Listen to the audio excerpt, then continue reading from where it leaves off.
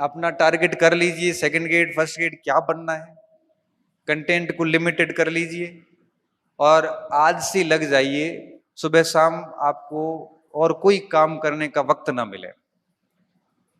और जब बहुत मेहनत करने के बाद जब रात्रि को आप सोते हैं, बहुत मेहनत करने के बाद जब सोते हैं तो एक अच्छी सी फीलिंग आती है कि मैं जिन उद्देश्यों से यहां आया हूं उन उद्देश्यों को पूरा कर रहा हूं।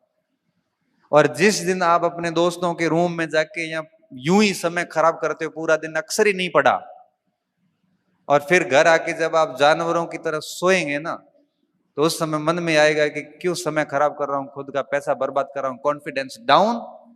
दिमाग में एक ही बात घूमती है कि मैं पिछड़ गया हूं, अब मेरा कुछ नहीं हो सकता। ये कॉन्फिडेंस किसी बाजार में नहीं मिलता। लोग कहते हैं ना कि कॉन्फिडेंस रखिए, दृढ़ इच्छा शक्ति रखिए, आत्मविश्वास रखिए, खुश रहिए। ये बाजार में नहीं मिलते। आप 15 10 12 12 घंटा रात दिन एक करके 5 7 दिन पढ़ के देखिए, ये अपने आप ही आता है। ये अपने आप आता है। 5 दिन पढ़ के देखिए, जैसा मैं कह रहा हूं आपको, जिस सुबह से शाम तक जब आंखें थक जाती है कि भाई अब सोना ही पड़ेगा, 5 दिन ऐसी पढ़ाई भी कोई दबा कर लेता है, तो ये कॉन्फिडेंस आ जाता है। और कॉन्फिडेंस के साथ में ही खुश रहना, चेहरे पे स्माइल आ जाती है, 1000 प्रश्नों के जवाब मिल जाते हैं। तनाव नाम की कोई चीज नहीं रहती, सब चीजें, और फिर इच्छा शक्तियां अपने आप दृढ़ हो जाती है। सारे सफलता के जो आदर्शवादी तत्व है जो आप अक्सर सुनते और पढ़ते हो, यही दृढ़ इच्छा शक्ति, आत्मविश्वास वगैरह, ये सब के सब पढ़ाई से जुड़े हुए हैं।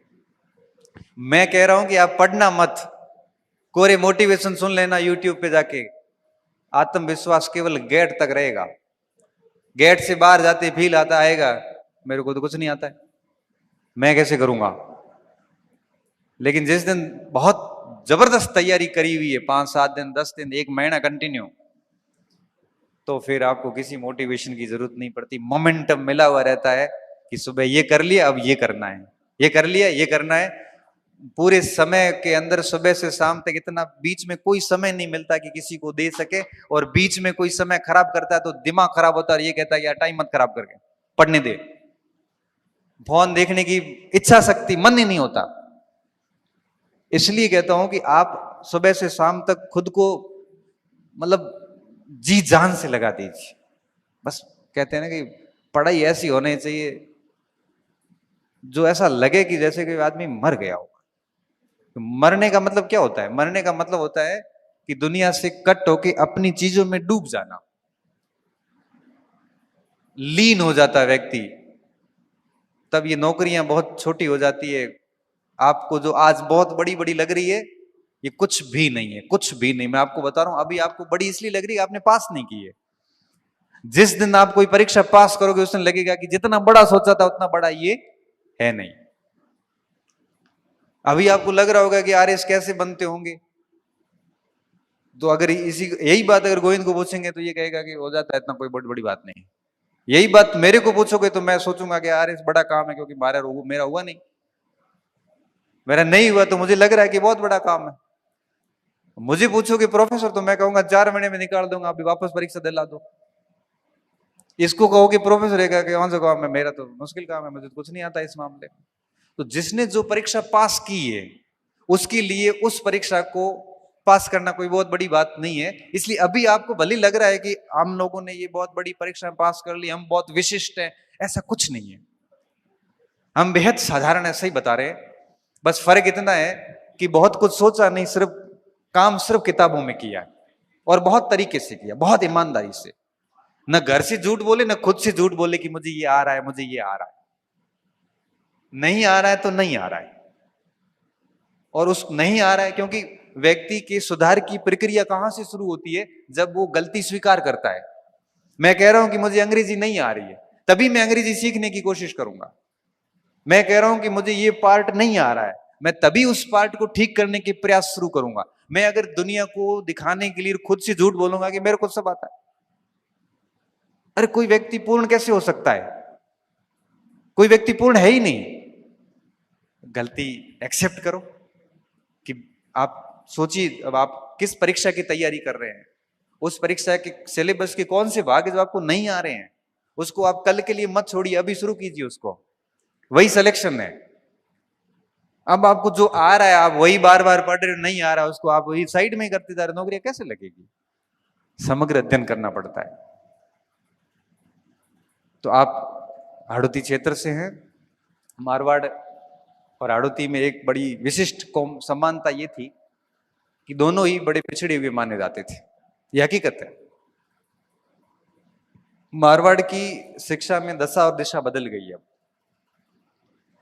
आज वहां आपको हर गांव में, हर घर में कोई नौकरी वाला मिलेगा और हजारों बच्चे दबा के पढ़ रहे। रिजल्ट देख लो आप, बाड़मेर क्षेत्र के अंदर रिजल्ट ही रिजल्ट है, हजारों बच्चे पढ़ रहे हैं वहां पे। 350 लाइब्रेरी है बाड़मेर के अंदर, 350 के आसपास हॉस्टल है, 30,000 के आसपास बच्चे पढ़ रहे हैं, सीरीज बच्चे।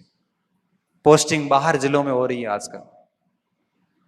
हमने तो उधर दशा बदल दी और हम चाहते हैं कि हाड़ौती भी अब पीछे नहीं रहे, और ये चीजें आपसे ही शुरू होगी। कोई एक आदमी भी दिशा बदल सकता है, आप तो बहुत बड़ी तादाद हो। एग्जाम्पल सेट कीजिए कि भाई मैंने कर लिया, 10 बच्चे और करेंगे आगे, 10 से 100 होते हैं, 100 से 1000 होते हैं। आप भी किसी से कम नहीं है, बस ठीक है आपको थोड़ा स्ट्रगल अधिक करना पड़ेगा। हालांकि हमारा स्ट्रगल आपसे भी अधिक था, हमारे तो बरसात भी नहीं होती ढंग से, मिट्टी कोई काम की नहीं है, उपजाऊ मिट्टी नहीं है, फसल एक भी मुश्किल से होती है। आपके तो भगवान की मेहरबानी, काली मिट्टी, यहाँ 3-3 फसलें भी आप ले लेते हो बड़े आराम से। वो प्रेम बता रहा है, प्रेम ने मुझे सारी बातें बताई है कि हमारे यहाँ सर खेती ठीक है, हम गन्ना भी ले लेते हैं, कईयों जिनके पास में है उनके पास ठीक है। हमारे यहाँ 200 बीघे जमीन है लेकिन काम की नहीं है, क्या करें, उसमें रेस लगाए तो पता नहीं, बाकी कोई काम की नहीं। अंदर भूमि के अंदर पानी नहीं है, ऊपर से आता नहीं है बारिश होती नहीं है, अंदर कुछ है नहीं, नहर आई नहीं, बैठे हैं बस। आंधियों में आंधी चलती है तरीके से, और सर्दियों में सर्दी पड़ती है अच्छे से, बारिश में बरसात होती नहीं है अच्छे से। तो हमारे पास में ज्यादा कुछ नहीं था, हाड़ौती में प्रकृति मेहरबान है। इसलिए आप शिक्षा में बहुत अच्छे से मेहनत कीजिए, आपके पास बहुत बढ़िया समय है, एनर्जी बहुत है आपके अंदर, अपने टारगेट तय कीजिए। ठीक है, आप अगर मध्यम वर्गीय परिवार के हैं तो पहले छोटा टारगेट देख लीजिए, सेकंड ग्रेड थर्ड ग्रेड कुछ बन जाइए, उसके बाद आप बड़े टारगेट की तरफ भी जा सकते हैं। क्योंकि मेरी तरह मैं सेकंड ग्रेड बना, फिर फर्स्ट ग्रेड बना, हेडमास्टर बना, बिल्कुल सीधी सीधी सीधी सीधी, हमें आगे कहीं है कौन। जितना करना था उतना कर लिया, परीक्षा 18 में परीक्षाएं छोड़ दी, क्योंकि एक एक सीडी करते करते करते करते आ गया। ऐसे भी कर सकते हो आप, मेहनत करने वाला चाहिए, बाकी पोस्ट वगैरह ये चीजें मायने नहीं रखती। मैं आपके सामने सीधा उदाहरण हूं, कई कहते याद नहीं होता, ये नहीं होता, हमारा दिमाग ऐसा है वैसा, कुछ भी नहीं है। जिसने जितनी मेहनत की है उसको उतना ही परिणाम मिलता है। बहुत शानदार मेहनत की है, शानदार परिणाम मिलता है, भले 1 साल बाद मिलो या 2 साल बाद मिलो, मगर मिलता जरूर है। मेहनत में अगर कमजोरियां रही है तो परिणाम में दिख जाएगा, आप दुनिया से कितना ही झूठ बोल दो भले। क्योंकि अधिकांश बच्चे घर जाके दोस्तों के सामने झूठ बहुत बोलते हैं भाई, कि मैंने खूब मेहनत की फिर भी मेरा नहीं हुआ। खूब मेहनत की और नहीं हुआ, ये दो बातें बड़ी विरोधाभासी है। या तो मेहनत नहीं की और या फिर आप झूठ बोल रहे हो। मेहनत की होती तो दिक्कत नहीं आती, मेहनत अपना फल देती ही देती है, ये बात तो शाश्वत सत्य है। मां सरस्वती ऋण नहीं रखती, ये बात मैं 15 साल से जानता हूं। जिसने जिस लेवल का पढ़ा है उसको उस लेवल का मिलेगा। अगर आपने मजे कर लिए, अगर आपने रूम, लाइब्रेरीज, यहां पे रह के भी आपने अगर डिस्कशन ही की, आनंद ही लिए हैं, तो फिर उसके परिणाम बड़े घातक है। 4 दोस्त बैठ के किसी इश्यूज पे बात हो, वक्फ बोर्ड में बिल प्रस्तुत किया गया है तो वक्फ क्या है, 1995 वाले एक्ट से 2025 का एक्ट कैसे भिन्न है, 1913 का पहला एक्ट आया उसमें क्या व्यवस्थाएं थी और आज क्या व्यवस्थाएं हुई है, चर्चा तो ये होनी चाहिए आप में। आप चर्चा करते हैं कट ऑफ कितनी रहेगी, सीट बढ़े को बढ़े, अब सीट आपके सोचने से तो बढ़ेगी नहीं। आप चर्चा करते हो भर्ती कब आएगी, परीक्षा कब होगी, रिजल्ट क्या आएगा, ये आपके हाथ में ही नहीं है। बताओ, आपके हाथ में है? ये सब सिस्टम के हाथ में। आप भले कुछ भी कर लो, वो सिस्टम में जो होना है वो होके रहेगा। आपकी डिस्कशन मुद्दों पे होने चाहिए। आप ऐसा ग्रुप रखिए ना कि ऐसा कि कौन सा कोचिंग वाला खराब है, कौन सी किताबें खराब है। कई कई तो ऐसे पंडित बैठे हैं लाइब्रेरीज वगैरह में जो सिर्फ ज्ञान ही बांटते हैं। उनका काम सिर्फ ये होता है कि ठीक क्या है ठीक नहीं। बड़े समीक्षक हैं।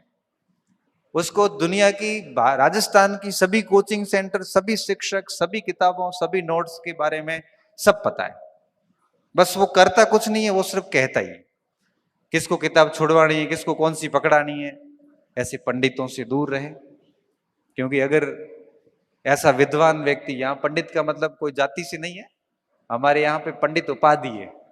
और पंडित उस व्यक्ति को माना जाता था जो अपनी ज्ञान की पराकाष्ठा को पार करता था। एक आता था भट्ट, एक भट्ट, भट्ट गुप्त काल में उपाधि थी। भट्ट उसे कहते थे जो अपने क्षेत्र में अथाह था। फिर वो बल आर्य भट्ट हो, चाहे आपके जितने भी बाण भट्ट हो, उनको भट्ट कहते थे। फिर भट्ट आगे आगे चलते चलते जाति बन गई। ऐसे कई जातियां विकसित हुई। तो ऐसे जितने भी पंडित होते हैं, जितने भी बड़े विद्वान लोग हैं, इस क्षेत्र का बहुत अनुभव रखते हैं, खुद के पास में कोई जॉब नहीं है, बेरोजगारी में है, लेकिन दुनिया को ज्ञान बांटते हैं। ऐसे लोगों से बहुत अधिक ज्ञान न लेना, अन्यथा अन्यथा आप कुछ नहीं कर पाओगे, आप भी उनकी श्रेणी में आ जाएंगे। तो बहुत मेहनत कीजिए। मेरी शुभकामनाएं आपके साथ में है। काफी समय ले लिया और अब आप मेहनत करना। हम लोग यहाँ पे आए और बहुत भरोसा है मुझे कि आप जितनी भी हमने बातें की, इनकी कुछ बातें आप है वो अपने जीवन में लागू करेंगे, तभी मेरा आना सार्थक हुआ होगा और आपका यहाँ रहना और रुकना सार्थक होगा।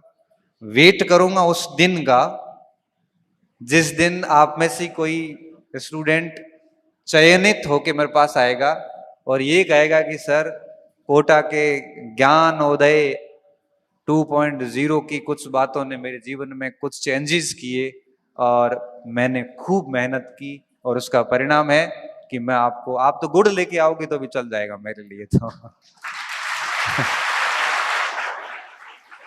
तब तो तब तो आना, मेरा आना और आपका आना सार्थक होगा। मेरा मन बड़ा खुश होगा। बाकी इस शब्द का मतलब यही है कि बस हम पढ़ाई की बात करेंगे। हम बच्चों को जो आज की तारीख में डीरेल हो रहे हैं, भटक रहे हैं, ठीक करना है।